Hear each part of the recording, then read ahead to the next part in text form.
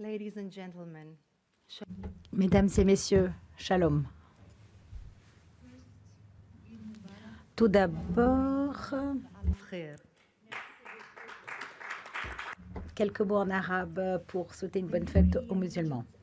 Les efforts des EAU et de l'Égypte pour apaiser et calmer les Jordaniens face à ce qui se passe actuellement sur le mont du Temple sont en effet un développement régional apocalyptique. En tant qu'ancien diplomate d'Israël au Caire, voir l'Égypte pragmatique se joindre aux nouveaux amis et normalisateurs d'Israël dans le Golfe et s'efforcer de calmer une Jordanie antagoniste, quasi hystérique, c'est vraiment le Ipramistabra, le revirement pur et simple de l'ordre régional existant. Je pense que cela est dû en grande partie aux accords d'Abraham. Les accords d'Abraham ont fait beaucoup pour transformer la réalité régionale. Ils ont ouvert des fenêtres d'opportunités dans les domaines des finances, de l'économie, du commerce, de la culture, de la recherche et bien plus encore. Mais pour être tout à fait franche et sans complaisance, comme mon ami M.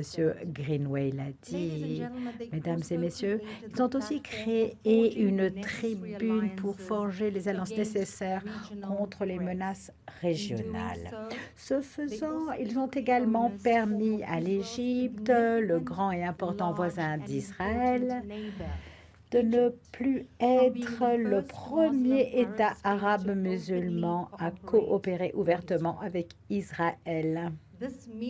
Cette avancée significative englobe bien plus que ce que l'on peut voir à première vue. Tout d'abord, l'Égypte supprime lentement mais sûrement la rhétorique antisémite et antisioniste de ses programmes scolaires, de ses livres scolaires. Une mesure que je ne m'attendais pas à voir de mon vivant.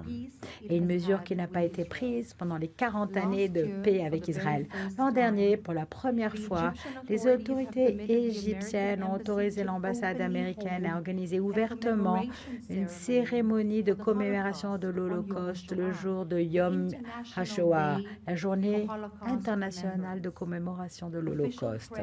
La presse officielle a cessé d'être une tribune pour les images et le langage antisémite et antisioniste et les caricatures qui, pendant des décennies, ont été utilisées par le régime pour évacuer la colère du peuple face au conflit interne. Et ce n'est qu'un début, non pas à cause d'un engouement ou d'un amour croissant pour Israël, mais parce qu'ils ont compris, premièrement, qu'ils ne sont plus seuls et deuxièmement, que cela sert leurs intérêts contre les frères musulmans et l'extrémisme de l'intérieur, comme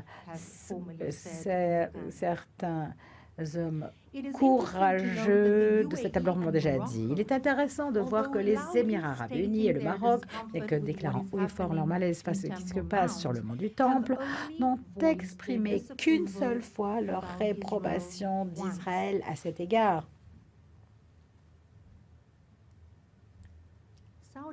L'Arabie saoudite et le Bahreïn sont restés étonnamment silencieux. Est-ce parce que le Haram el-Sharif n'a aucune importance pour eux ou leurs citoyens? Bien sûr que non. C'est uniquement parce que l'affirmation populiste est manifestement fausse selon laquelle Israël ne permet pas la liberté de culte ou porte atteinte de quelque manière que ce soit au sein des saints et le programme et la rhétorique du Hamas, des frères musulmans et de l'Iran. Avec votre permission, je les appellerai désormais les trois impies. Ils ont littéralement kidnappé les sites saints du royaume hachémite et tentent de toute leur force d'établir la propriété du mont du Temple dans l'esprit et le cœur des musulmans du monde entier. Est-ce qu'Israël empêche vraiment la liberté de culte sur le mont du Temple? Il suffit de jeter un seul coup d'œil, pas plus, un rapide coup d'œil aux 100 000 fidèles qui prient sur le site pour comprendre que rien n'est plus loin de la vérité. Les médias internationaux, tant arabes qu'étrangers, se laissent entraîner à tomber encore et encore dans le piège, pas si sophistiqué que ça, des trois impies. Mais les dirigeants du cercle abrahamique ne sont pas dupes. Ils connaissent bien les nuances et les manipulations de nos ennemis mutuels et comprennent clairement qu'unis, nous, Israël, les Émirats arabes unis, le Maroc, l'Égypte, le Bahreïn, l'Arabie saoudite et d'autres, avec l'aide des États-Unis et plus pertinent dans le cadre de cette conférence, celle des Européens, pouvons et devons l'emporter, car ne pas le faire, c'est succomber au terrorisme, à l'instabilité et à la guerre.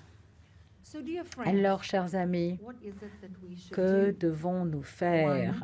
Premièrement, à mon humble avis, bien sûr, l'Europe devrait créer un comité directeur qui superviserait et rassemblerait toutes les activités et réflexions stratégiques sur la question des accords d'Abraham. Je peux d'ores et déjà vous dire que l'ambassade de l'UE en Israël travaille en partenariat avec mon coprésident MK Ophir Akonis et moi-même sur les questions relatives au caucus sur la promotion des accords d'Abraham à la Knesset Israël, mais cela ne suffit pas.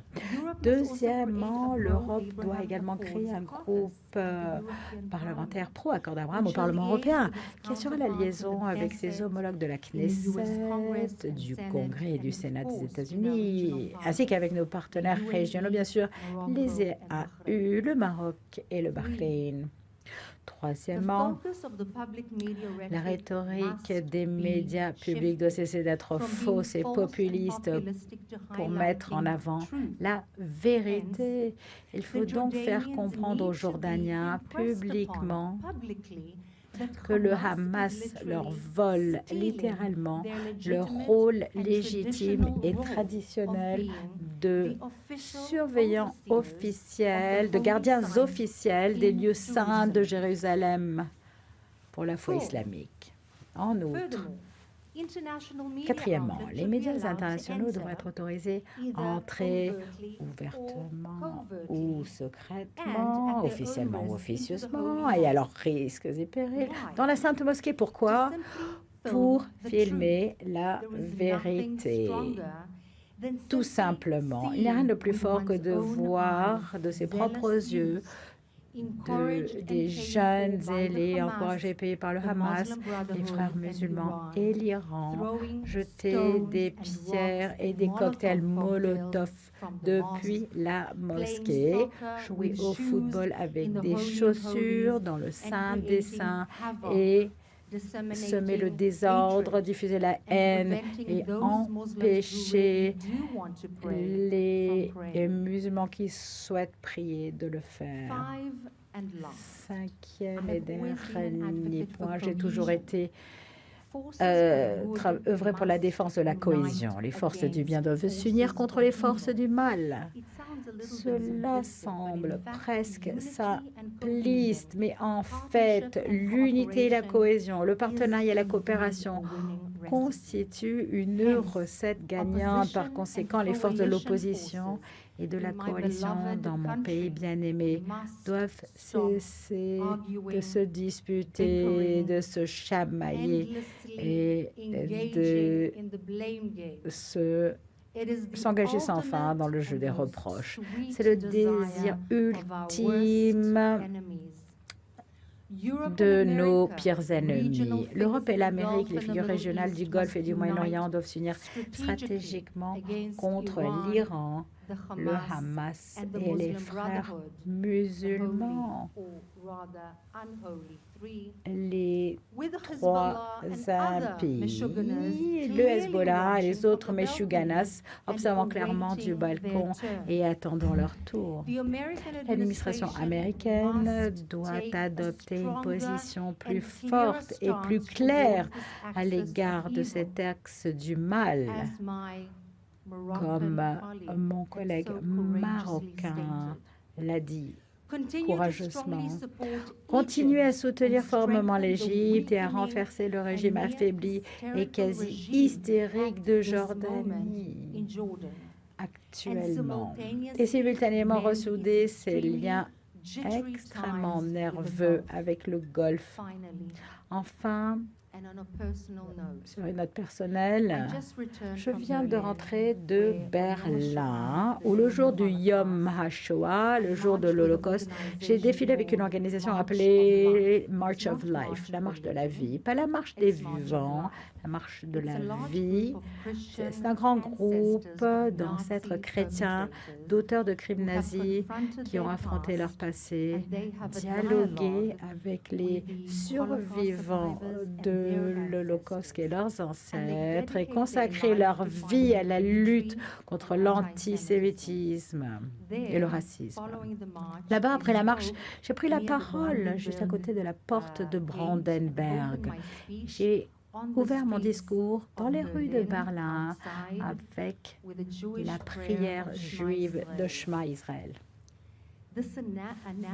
Cette anomalie, 77 ans après les pires et les crimes les plus odieux de l'humanité contre mon peuple, m'a fait comprendre que rien n'est impossible et que tout est possible.